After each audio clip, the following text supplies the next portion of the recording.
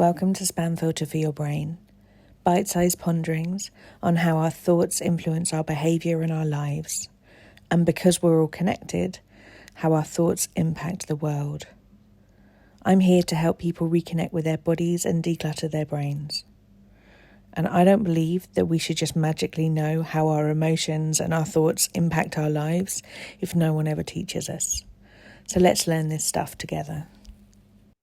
So many people that I speak to have a sense of themselves and a sense of their self-worth tied up in how much they do, how much they achieve at work, how much they have managed to climb in their careers, or even within the house, how much you manage to stay tidy or do or cook the perfect recipe or show up for your friends in a particular way. This idea of productivity can seep into so many areas of our life. And I know that lots of the people who are listening to this probably don't subscribe to that theory and probably think that that's something that they're actively trying to work against. And what I don't hear a lot of people talking about is when you are actively trying to work against something that you've spent your whole life surrounded by and your whole life being told that this is how you assert who you are as a person and your sense of goodness as a human, that if you are going to try and undo some of that socialization and that you are going to want to change how you view yourself, there can be a sense of grief that comes with it. Because if you're not identifying yourself according to how many things that you have done or achieved, or these societal markers as to how good you are as a human, then who are you? What are you left with at the end of the day? And that can take some untangling, even if it's something that we don't align with ethically, and we know that it isn't how we want to be viewing ourselves. Trying to work out how else we can view ourselves is something that we're not really taught. It's something I teach. But it's something that we're not taught generally. And so it can feel very destabilising, and it can feel to your brain like it's a dangerous place to go to. It might sound like a very extreme version of things, but I think there is a slight inclination that some people can find that if they don't have these metrics to ascribe their value to, then there is the question of what's the point? And I think that that's a perfectly valid question. And I think that it's actually an important question for you to work out what is the point for you?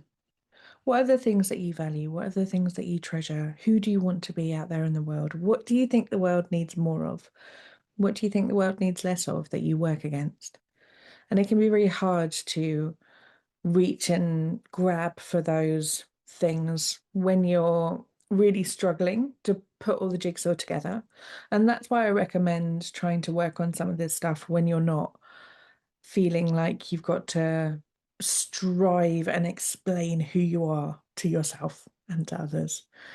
It's a case of gathering this information around you and constantly reminding yourself why you do the stuff you do, why you progress through the stuff that's hard, why you work towards the goals that you're working towards. Anchoring in on your why is going to be the lifeboat when things get stormy.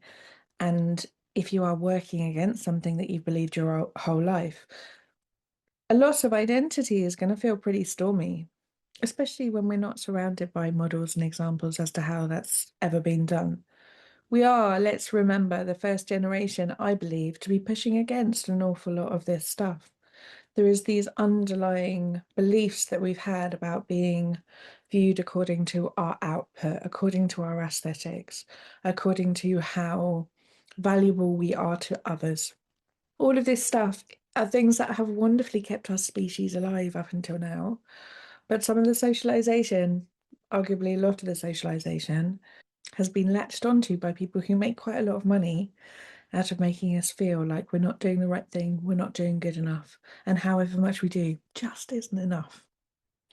So if you want to anchor yourself in your enoughness, that's going to feel a little uncertain at times, and that is going to feel very disorientating. And that's why I think it is essential to have a good toolkit around you to try and manage some of the emotions, manage some of the confusion and grief that might come up around that, and to be able to navigate what it might take for you to release that idea that you have a sense of earning the right to exist.